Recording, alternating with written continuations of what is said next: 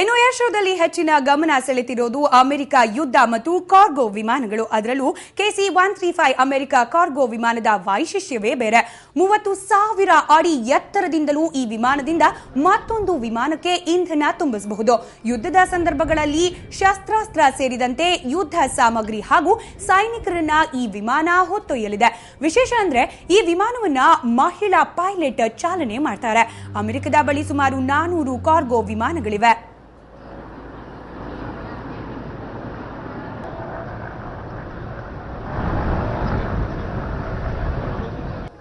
Multifunctional aircraft. This particular aircraft, 3553. We're glad to have you guys on board and have a chance to see one of the older aircraft. Yes, ಇನ್ನು ಈ ವಿಮಾನದ ಬಗ್ಗೆ ಮಾಹಿತಿಯನ್ನ ಕೊಡಲಿದ್ದಾರೆ ನಮ್ಮ ಪ್ರತಿನಿಧಿ ಅಜಿತ್ ಹನುಮಕನವರ್. ನೋಡೋಣ ಬನ್ನಿ.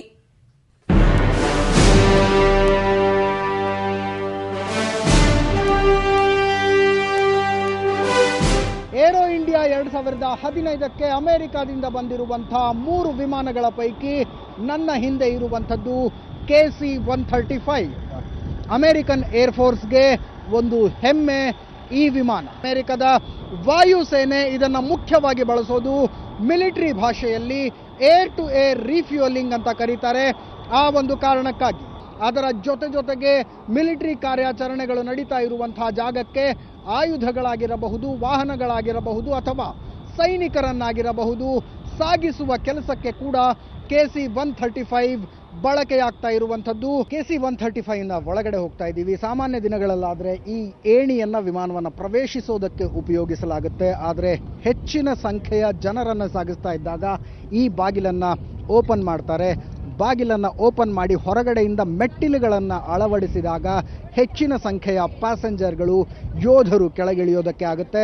ಆದರೆ ದಿನನಿತ್ಯದ ಕಾರ್ಯಾಚರಣೆಗೆ ಬಳಸೋದು ಈ ಏಣಿಯನ್ನು. ಈ ಏಣಿಯ ಮೂಲಕ KC-135ನ ಎಂಟರ್ ಆಗ್ತಾ ಇದ್ದೀವಿ.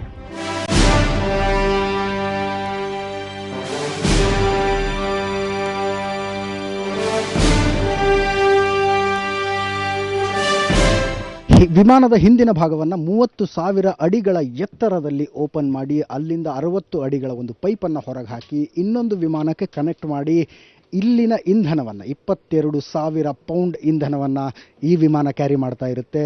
ಇದರಲ್ಲಿನ ಇಂಧನವನ್ನು ಪ್ರತಿ ನಿಮಿಷಕ್ಕೆ 6,000 ಪೌಂಡ್ಗಳ ಲೆಕ್ಕದಲ್ಲಿ ಇನ್ನೊಂದು ವಿಮಾನಕ್ಕೆ ರೀಫ್ಯೂಯಲಿಂಗ್ ಮಾಡುವಂಥದ್ದು.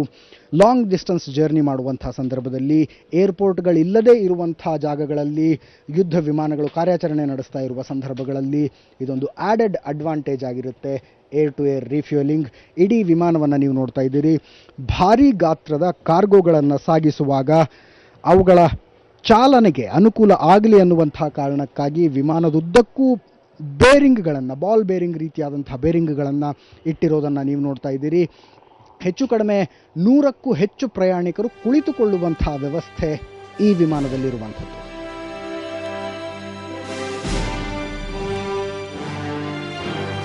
ವಿಮಾನವೊಂದರ ಮೋಸ್ಟ್ ಫ್ಯಾಸಿನೇಟಿಂಗ್ ಪಾರ್ಟ್ ಅಂದರೆ ಅದರ ಕಾಕ್ಪಿಟ್. KC-135ನ ಕಾಕ್ಪಿಟ್ ಒಳಗಡೆ ನಾನಿದ್ದೀನಿ.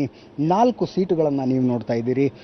ಇಲ್ಲಿರುವಂಥ ಯಂತ್ರಗಳು, ಬಟನ್ಗಳನ್ನು ಅರ್ಥ ಮಾಡಿಕೊಳ್ಳೋದು ಜನಸಾಮಾನ್ಯರಿಗೆ ಅಸಾಧ್ಯವಾದಂಥ ಮಾತು. ವರ್ಷಗಟ್ಟಲೆ ಪೈಲಟಿಂಗ್ನಲ್ಲಿ ಟ್ರೈನಿಂಗ್ ಪಡೆದವರು ಮಾತ್ರ ಇವುಗಳನ್ನು ವಿವರಿಸಬಲ್ಲರು. ಅದನ್ನು ವಿವರಿಸೋದಕ್ಕೆ ನಮ್ಮ ಜೊತೆಗೆ US ಏರ್ಫೋರ್ಸ್ನ officer ಒಬ್ಬರಿದ್ದಾರೆ.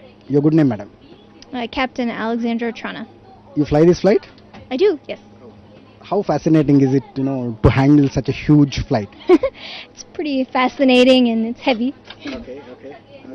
So I can see 4 seats here in the cockpit. So it requires 4 pilots to fly this? No, normally we just have a boom operator, a pilot, and a co-pilot. So 2 pilots and a boom operator. Is it very different to fly a fighter jet than this one? I don't know. I've never flown a fighter jet. I'm sure it's very different though. Okay. Yeah. So you enjoyed your stay in Bangalore? Yeah, definitely. Our hotel is awesome. Keep coming quite often. Okay, I sure will. Thank you so much for talking to us. Thank you. ಇದು ವಿಮಾನದ ಪೈಲಟ್ಗಳ ಪೈಕಿ ಒಬ್ಬರು ಆಡದಂತಹ ಮಾತು. 2 ಪೈಲಟ್ಗಳನ್ನು ಇದನ್ನು ಹಾರಿಸಬಹುದು. Runway ತುಂಬ ಚಿಕ್ಕದಿದ್ದಾಗಲೂ ಕೂಡ amazing ಆಗಿ ನಿಲ್ಲುವಂಥ power ಈ ವಿಮಾನಕ್ಕೆ ಇದೆ. ನಾನು ಆಗಲೇ ಹೇಳಿದ ಹಾಗೆ US ಏರ್ಫೋರ್ಸ್ ಈ ವಿಮಾನವನ್ನು ಕಾರ್ಗೋ ಫ್ಲೈಟ್ ಆಗಿ ಕೂಡ ಬಳಸುತ್ತೆ. ಏರ್ ಟು ಏರ್ ರೀಫ್ಯೂಯಲಿಂಗ್, ಆಕಾಶದಲ್ಲೇ ಇನ್ನೊಂದು ವಿಮಾನಕ್ಕೆ ಇಂಧನ ತುಂಬೋದಕ್ಕೂ ಕೂಡ ಇದನ್ನು ಬಳಸುತ್ತೆ. ಅದರ ಜೊತೆಗೆ ಯುದ್ಧ ನಡೀತಾ ಇರುವಂತಹ ಜಾಗಕ್ಕೆ ಸೈನಿಕರನ್ನು ಸಾಗಿಸೋದಕ್ಕೆ ಕೂಡ. ಅಮೆರಿಕನ್ ಏರ್ಫೋರ್ಸ್ನಲ್ಲಿ ಇಂತಹ ಹೆಚ್ಚು ಕಡಿಮೆ 400 ವಿಮಾನಗಳಿವೆ. ಯಾವುದೇ ಏರ್ಫೋರ್ಸ್ಗಾದರೂ ಇದು ಅಮೂಲ್ಯವಾದ ಆಸ್ತಿ.